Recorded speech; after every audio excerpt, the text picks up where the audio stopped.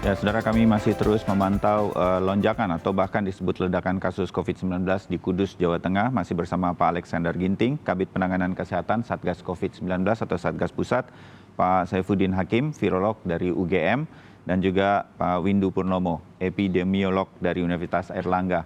Pak Alex, kalau tadi Pak Windu mengatakan ada semacam diisolasilah Kudus supaya tidak menyebar ke beberapa kota yang dekat. Karena kan Kudus ini dekat kemana-mana begitu. Semarang aja mungkin kurang dari 1 jam juga bisa sampai kalau lancar kebetulan begitu. Apakah ini akan juga dipertimbangkan, dilakukan untuk mencegah situasinya makin parah bagi kita atau Jawa Tengah? Pak Alex? Ya, artinya memang kejadian di Kudus ini suatu exercise yang melebihi tabletop exercise, sudah melebihi simulasi. Artinya kita masuk dalam situasi memang di mana kita perlu melakukan gerakan yang lebih keras dan lebih disiplin untuk menerapkan seluruh regulasi-regulasi yang ada. Oke, jadi Kudus ini pelajaran bagi bahwa setiap kota di Indonesia, provinsi di Indonesia, gitu ya Pak Alex ya? Ya, jadi ini harus bisa menjadi satu lesson learned Ya, untuk setiap pemangku jabatan dan setiap penyelenggara dalam rangka penanggulangan COVID-19. Jadi artinya di dalam kita melaksanakan kegiatan tersebut semua sifatnya adalah kolaborasi. ya, Satgas COVID-19 itu memperkenalkannya dengan kolaborasi pentahelix. Jadi semua harus bisa terlibat. ya. Nah, kejadian di Kudus yang sekarang ini, yang pertama adalah jangan sampai terjadi ada kepanikan dan kecemasan yang tidak terkendali. Karena ini akan membuat juga kerumitan makin bertambah. Yang kedua, bahwa PPKM skala mikro sudah menjadi instrumen yang sudah diterapkan oleh pemerintah. Dan kemudian kita berharap kepala lurah dan kepala desa untuk bisa mengambil alih pimpinan di tingkat desa dan di tingkat kelurahan untuk mengendalikan seluruh RT-RT yang ada. Dan RT-RT ini tentu bisa dijonasi berdasarkan hasil pelacakan kontak dan testing yang berbasis kepada puskesmas. Yang kedua, bahwa posko desa dan posko kelurahan harus juga menyiapkan logistik. Logistik itu menyangkut logistik untuk testing, farmasi, dan juga logistik untuk makanan. Jadi mereka yang lockdown dalam arti mikro lockdown di mana keluar masuknya sudah tidak diperbolehkan, harus dipastikan Dibantu untuk disuplai dengan logistik makanan dan minuman itu sudah bisa berjalan dengan baik. Ya. Kemudian posko desa juga bersama relawan harus memastikan bagi mereka yang di karantina atau bagi mereka yang diisolasi, kalau terjadi perburukan untuk disegera dibawa ke rumah sakit yang sudah ditunjuk. Jangan dibiarkan mereka yang sudah diisolasi, di mana terjadi perburukan gejala, tetap diisolasi. Ini salah satu yang harus kita catat. Panduan isolasi mandiri ini juga sudah dibuat. Dan kemudian mereka yang kontak erat, mereka yang selama ini bersama-sama dengan mereka yang sakit, ini juga harus segera dilakukan pelacakan kontak dan testing. Jadi ini kesempatan juga bagi kelompok kontak tracer untuk bisa segera melakukan pemisahan bagi mereka yang positif dan mana bergejala dan mana yang suspek, supaya di tingkat hulu ini harus bisa bersih-bersih. Jadi ke dalam situasi ini, hulu harus dikoordinir, diorganize sesuai dengan SOP kita di PPKM skala mikro. Di hilir rumah sakit sesuai dengan konversi tempat tidur, kemudian terjaminnya logistik farmasi, dan tersedianya SDM. Ya, baik Pak Alex. Pak Windu, belajar apa yang terjadi dari Kudus, rumah sakit bisa-bisanya, harusnya saya meyakini betul bahwa rumah sakit di masa pandemi, dan ini sudah 1 tahun lebih, rumah sakit kan harus memisahkan, atau kalau ada pasien COVID-19, ya sudah dia harus diisolasi, tidak bisa ditunggui. Di Kudus ini diterabas habis. Apa yang terjadi itu Pak Windu menurut Anda? Mengapa ini bisa terjadi? Ini SOP rumah sakit yang juga rumah sakit rujukan. Apa yang bisa menembus ini semua sehingga kemudian rumah sakit lepas tangan? Ya, jadi memang ini tampak ya bahwa SOP betul-betul dilanggar, dilanggar berat ini, ya. Jadi semua pihak ya, saya kira rumah sakit ini ada persi ya. Jadi Perhimpunan Rumah Sakit seluruh Indonesia itu harus betul-betul ikut serta nih ya di dalam melakukan pembinaan bagi rumah sakit ini. Kemudian dinas kesehatan jelas ya. Jadi dinas kesehatan ini kan instrumennya pemerintah daerah. Jadi pemerintah daerah harus tegas ya. Jadi betul-betul pelanggaran ini betul-betul harus tidak boleh terjadi lagi dan tentu harus ada sanksi ya. Sanksi bagi pimpinannya ya ketika ada pelanggaran SOP yang berat. Jadi tidak boleh terjadi seharusnya gitu ya. ID juga harus ikut membina anggota-anggotanya yang ada di rumah sakit itu. Jadi semua ini ya, jadi tidak hanya masyarakat yang harus tahu tentang bagaimana kalau mereka punya saudara atau kerabat yang dirawat dengan protokol COVID, bahwa mereka tidak boleh ikut serta itu, dan itu juga peranan tadi para ketua RT RW, lurah, desa itu betul-betul harus melakukan sosialisasi. Ya. Semua bergerak gitu. Ya, jadi dan terutama yang penting gini, apa yang sampaikan Pak Alex tadi, saya setuju banget tentang tracing ya.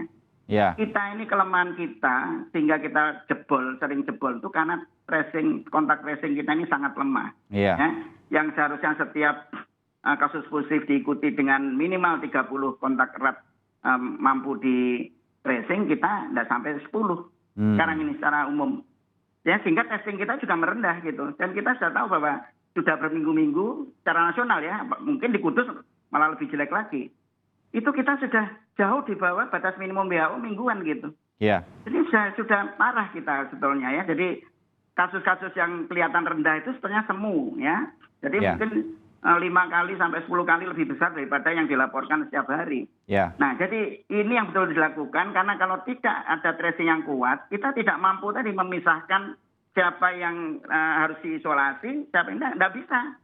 Semua terjadi penularan di bawah permukaan gitu. Dan itu akan makin membesar, dan varian baru tadi dengan adanya penularan yang besar ini ya makin berkembang. Dan salah satu untuk bisa betul-betul menahan tidak terjadi perluasan varian-varian baru atau terjadinya varian baru, itu adalah protokol kesehatan sekali lagi.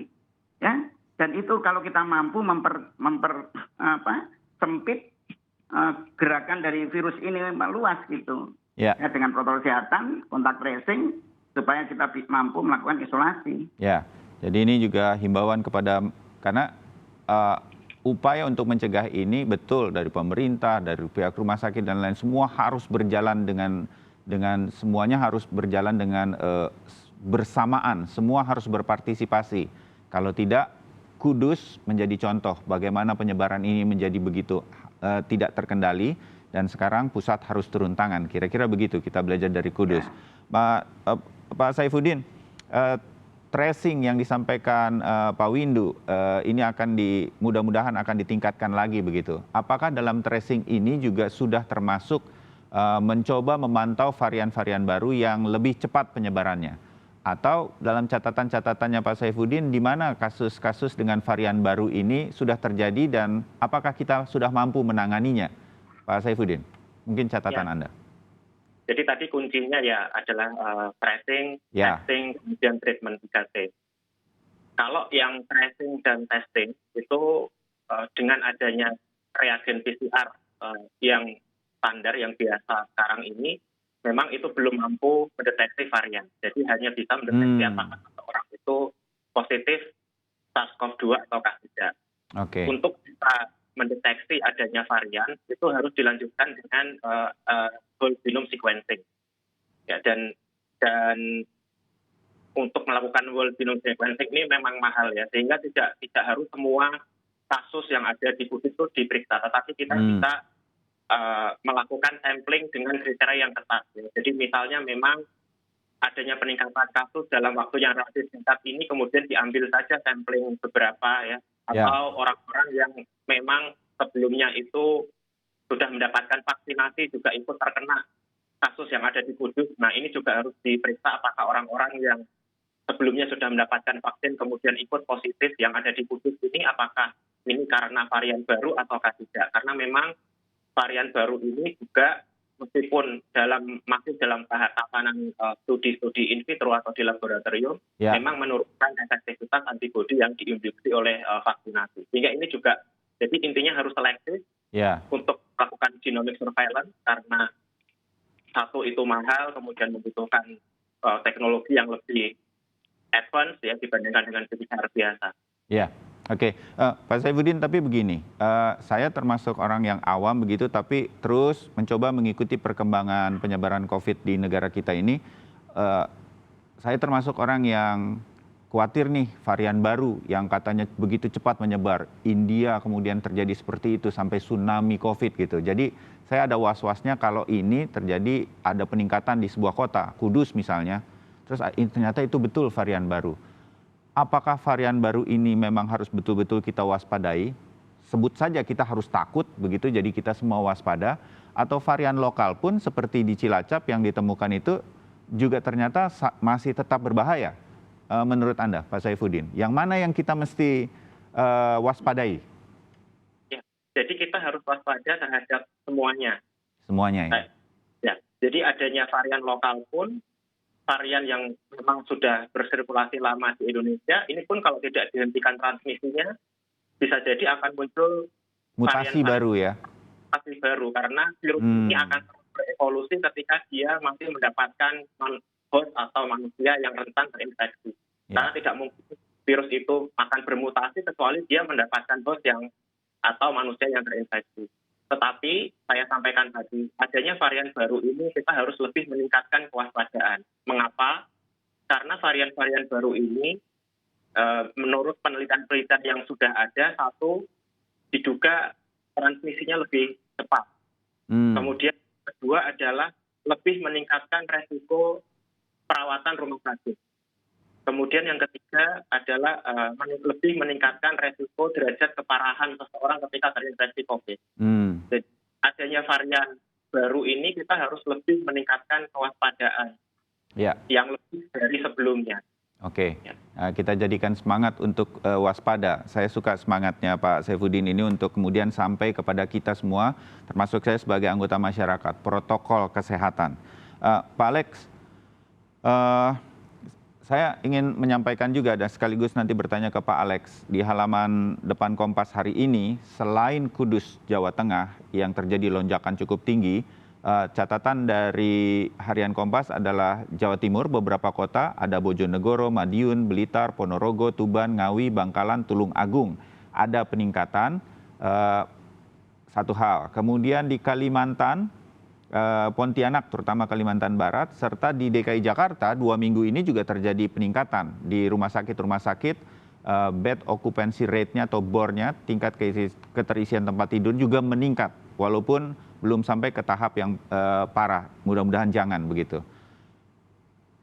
Kudus satu hal harus kita tangani karena ada lonjakan yang cukup tinggi dan terjadi hal-hal yang tidak harus terjadi dalam SOP mengatasi pandemi harus segera dibenahi. Kudus harus jadi pelajaran dari kota-kota yang sekarang sedang naik begitu. Apa yang menjadi pesan dari Pak Alex dari Kudus dan kota-kota yang sedang ada peningkatan ini agar kita waspada pasca Lebaran? Pak Menteri Kesehatan mengatakan ini sampai akhir Juni akan terus ada peningkatan. Pak Alex. Ya, jadi ini berangkat dari pelanggaran yang dilakukan dengan mudik yang seharusnya tidak boleh. Ya. Yang kedua, terjadinya kerumunan di pasar ataupun di daerah tempat wisata. Ya. Yang ketiga, terjadinya silaturahmi baik tetangga maupun ketika Lebaran di rumah tangga dan di keluarga yang sudah mengabaikan protokol kesehatan. Dan yang terakhir adalah pekerja migran yang masuk ke Indonesia, baik secara resmi maupun tidak resmi, seharusnya tetap harus melaporkan diri dan kemudian kalau ada bergejala, tetap harus berkoordinasi dengan puskesmas tempat. Dan keluarga harus bisa mengkarantinakan mereka ini. Jadi yang pertama adalah bahwa pemerintah sudah menyampaikan bahwa 2 minggu setelah Lebaran telah terjadi berbagai kluster-kluster. Dan kluster-kluster itu di tingkat rumah tangga dan di tingkat RW. Baik di Jakarta, itu dilaporkan, di Bogor juga, kemudian di Medan sampai ada 2 kelurahan yang di lockdown, Betul. kemudian juga ada beberapa di Palembang, dan ini sudah diprediksi. Oleh karena itu PPKM skala mikro diperpanjang dari tanggal 1 sampai tanggal 14. Ya. Tapi perpanjang ini tidak boleh hanya sekedar perpanjang, tapi harus ada aktivasi di tingkat RT. Ya. Oleh karena itu ketua RT harus bisa melihat Ya. yang pulang mudik karantina. Ya. Mereka yang bergejala, mereka yang mempunyai kontak erat harus dilakukan kontak tracing. Ya, Jadi, kita apresiasi ini di tangannya- tingkat bawah RT, RW, kelurahan, kecamatan yang berani mengambil tindakan, termasuk di Cipayung, di Ciracas, hal semacam ini harus kita apresiasi karena itulah yang harus terjadi. Betul ya Pak Alex ya? Ya, dan kemudian berkoordinasi dengan Puskesmas Ya. supaya pelacakan kontak ditingkatkan. Dan kemudian bagi mereka yang di mikro lockdown, posko desa, posko kelurahan, memastikan logistik makan minumnya. Ya. Jadi untuk ini yang harus kita lihat bahwa semua ini bukan hanya kerja kesehatan, ini menjadi kerja bersama. Di tingkat RT, di tingkat RW, di tingkat desa, kelurahan, dan tingkat kecamatan. Ini menjadi PR kita semua. Ya. Supaya kita bisa kembali ke dalam situasi yang normal. Paling tidak pandemi COVID ini bisa kita landaikan di semua kasus, baik kasus yang positif maupun juga positivity rate yang ada di masyarakat. Ya. Dan ini tentunya juga perlu keikhlasan juga dari seluruh masyarakat agar apa yang diperintahkan, diinstruksikan oleh Bapak RT kita, Bapak RW kita laksanakan. Ya. Kalau memang kita sudah dikatakan isolasi, ya kita harus nurut. Dan kalau kita baru pulang mudik, kita melaporkan diri. Dan kalau ada tim pelacakan kontak datang ke tempat kita harus mau untuk diperiksa dan di tracing dan kemudian di testing. Oke. Ini salah satu yang harus bisa kita tunjukkan di dalam kita merespons kejadian-kejadian dengan meningkatnya klaster-klaster rumah tangga maupun di komunitas. Ya, Pak Alex, tadi Pak Windu mengatakan tracing harus ditingkatkan lagi. Saya tahu setelah Lebaran sudah ada peningkatan setelah banyak tenaga tracingnya yang juga harus libur Lebaran. Apakah ini sudah meningkat tracing kita di seluruh secara nasional? Dan Pak Saifuddin tadi mengingatkan tetap harus ada upaya untuk mengecek apakah kasus di sini, kasus di situ adalah varian baru dari mutasi virus COVID-19. Ini juga sudah dilakukan Satgas COVID-19 Pusat, Pak Alex? Ya, jadi Satgas COVID itu setiap minggu melakukan rapat koordinasi. Dan Satgas COVID itu sudah melatih lebih 8.000 orang untuk menjadi tenaga pelacakan kontak yang memang hidupnya adalah untuk dedicated untuk melacak kontak. Itu tersebar di kabupaten kota, di 15 provinsi. Ya. Paling tidak ini bisa digunakan oleh Dinas Kesehatan Kabupaten Kota, di mana yang sudah dilatih Satgas ini bisa dimobilisasi. Baik. Tentu Dinas Kabupaten Kota harus bisa berpikir secara kritis untuk bisa mengaktifkan ini. Kedua, yang tidak boleh kita lupakan adalah logistik. Logistik yang ada di hulu maupun yang di hilir. Di hilir seperti di rumah sakit, jangan sampai tidak ada selang oksigen. Ya. Tabung oksigen harus diperhitungkan. Kemudian obat-obat Remdesivir, Avigan, dan obat-obat lain ini harus ada. Dan satu lagi juga health protection. Jadi bagi healthcare protection. Jadi mereka nakes harus dilindungi. Ya. Nakes itu harus di tracing juga. Setiap minggu harus dilihat apakah dia kontak atau tersakit ataupun bergejala. Ini harus dipikirkan. Kalau perlu juga isolasi di mana dia berdomisili juga harus dikumpulkan. Jadi jangan pulang ke rumah dulu ya. Dia kembali ke rumah tangga sehingga akhirnya dia menjadi penularan. Jadi oleh karena itu healthcare, nakes ini menjadi prioritas kita. Tidak boleh sakit, jangan menjadi kontak erat di masyarakat, dan kemudian kita harus perhatikan juga kesehatannya, gizinya. Karena mereka adalah salah satu sarana kita dalam rangka menanggulangi di rumah sakit. Nah demikian juga mereka yang ada di hulu, tim pelacakan kontak juga harus sehat. Ya. Mereka juga harus di tracing juga, sehingga mereka juga bisa bekerja dengan baik. Oleh karena itu memang posko desa dan posko kelurahan harus bisa memikirkan semua ini secara komprehensif melalui pemerintah desa setempat dan juga kerjasama dengan Satgas COVID yang ada. Oke, ya. Pak Saifuddin, sedikit dari Anda bagian-bagian akhir kita ngobrol kali ini mengenai virusnya sendiri, apa yang Anda ingin sampaikan ke masyarakat bahwa mungkin saya hari ini sudah bisa bertemu langsung dengan Anda untuk sedikit mengetahui bahwa kita harus waspada terhadap COVID-19. Nggak peduli variannya apa, tapi kita harus tetap terus waspada. Itu penting. Kira-kira begitu ya, Pak Saifuddin? Ya, jadi tadi saya sampaikan, bisa jadi di suatu wilayah ada peningkatan kasus, kemudian peningkatan kasus di suatu wilayah itu akan menseleksi adanya varian baru yang ada di wilayah tersebut sehingga akhirnya akan meledak. Itu kan sama seperti di India. Ya. Kita sebelum ada kasus India, kita tidak mengenal adanya varian B1617 India. Kita hanya kenal 117, kita hanya kenal B1, hanya 1351. Tetapi ketika India itu ada protokol kesehatan yang dilanggar, ada upacara sosial keagamaan kalau nggak salah mengumpulkan puluhan ribu orang. Ya. Sehingga virus lokal di sana yang aslinya adalah mungkin varian yang biasa-biasa saja, kemudian terseleksi, varian yang lebih ganas itu menjadi lebih dominan, akhirnya meledak. Nah inilah yang saya tidak inginkan ada kemudian nanti akan muncul varian baru misalnya dari Jawa Tengah atau apa yang itu terseleksi kemudian akan menyebar ke seluruh Jawa Tengah, kemudian apalagi yang kita tidak harapkan kemudian menyebar ke seluruh Indonesia. Jadi saya sepakat dengan Pak Windu tadi bahwa ini kita harus tegas apakah memang harus segera dilokalisir supaya penyebaran ini tidak semakin menyebar. Karena virus itu ketika dia tidak bisa nempel lagi ke ya sudah dia akan berhenti untuk bermutasi. Sehingga ini yang harus segera mendapatkan perhatian supaya kasus ini segera dilokalisir. Ya, terima kasih masukannya Pak Saifuddin. Pak Windu, belajar dari Kudus apa yang terjadi satu hal, dan kemudian Pak Alex juga tadi mengingatkan bagaimana kemudian masyarakat di bawah saya, di RT RW saya, kemudian harus saling mengingatkan bahwa kita adalah benteng terakhir. Jangan ragu untuk lapor ke puskesmas, melakukan mikro lockdown kalau perlu, seperti terjadi di Jakarta, ada di Ciracas, ada di Cipayung, di beberapa provinsi atau kota lain juga mereka melakukannya, seperti di Medan ada satu kelurahan. Hal ini bisa dilakukan, sudah ada contohnya, dan bagaimana masyarakat biar bisa aware bahwa protokol kesehatan ini masih penting, masih panjang, mungkin seumur hidup kita harus lakukan agar tidak terjadi lonjakan-lonjakan yang cukup tinggi seperti di Kudus, Jawa Tengah. Pak Windu.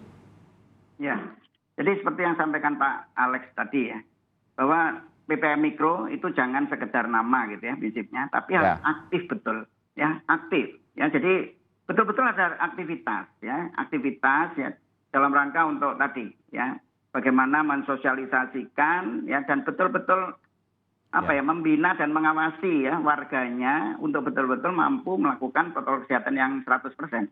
Dan kemudian di pihak pemerintah yang penting ya, tracing tadi. Jadi Pak Alex kan berkali-kali juga menyangkut tentang tracing. Bahwa kita kan tadi kita tahu ya bahwa satu orang positif itu kan diperlukan minimal sekitar 30 ya, 25 sampai 30 kontak erat yang berhasil di tracing. Jadi kalau kita punya sekarang sekitar 5.000 sampai 6.000 kasus positif baru ditemukan per hari, ya itu kalau kan mereka harus di tracing nih, maka jumlah tracer kita itu betul-betul harus memadai. Jadi satu kasus yang positif minimal ada 3 orang lah yang menjadi tracernya kan untuk bisa mencapai 30 orang tadi yang bisa ditelusuri, ya. Nah, jadi kita minimal harus punya 18.000 tracer. Ya, dan antara 3 sampai 5 kali lipat daripada kasus positif harian yang kita temukan. Jadi minimal harus ada 18.000 sampai 30.000. Itu betul-betul harus dicari. Artinya kita harus melatih sebanyak itu minimal kita harus punya. Dan jangan lupa ya, jadi jangan kita lupa bahwa hulu itu sangat penting ya. Jadi jangan hanya hilir. Jadi insentif misalnya ya, insentif bagi para petugas itu juga jangan lupa para tracer ini diberi insentif yang cukup. Ya supaya apa? Mereka mau bekerja betul. Jadi bukan hanya nakes yang bekerja di rumah sakit. Rumah sakit kan hanya sebagai akibat ya. Akibat limpahan dari hulu yang terus mengalir. Nah, jadi kalau di hulu bagus ya dengan insentif yang cukup untuk para tracer itu dengan jumlah tracer yang cukup juga antara 18.000 sampai 30.000 di Indonesia, Ya, maka kita mungkin bisa melakukan tracing yang bagus gitu. baik. Itu bisa memutus rantai penularan. Oke, Gitu, Mas. pesan-pesan dari Pak Windu, Pak Saifuddin tadi saya berharap diterima sebagai masukan dan kita titipkan buat Pak Alexander Ginting untuk di Satgas COVID-19 agar kemudian turun perlahan tapi pasti ke bawah untuk kita menjaga terus penyebaran COVID-19 di DKI Jakarta dan juga di seluruh Indonesia. Pak Alex, Pak Windu, Pak Saifuddin, terima kasih untuk wawasan dan sosialisasi untuk mengingatkan kita kembali pentingnya protokol kesehatan. Pak Alex, kita masih akan kembali nanti beberapa waktu ke depan untuk memantau Kudus, Jawa Tengah. Terima kasih untuk perbincangan kita pagi hari ini.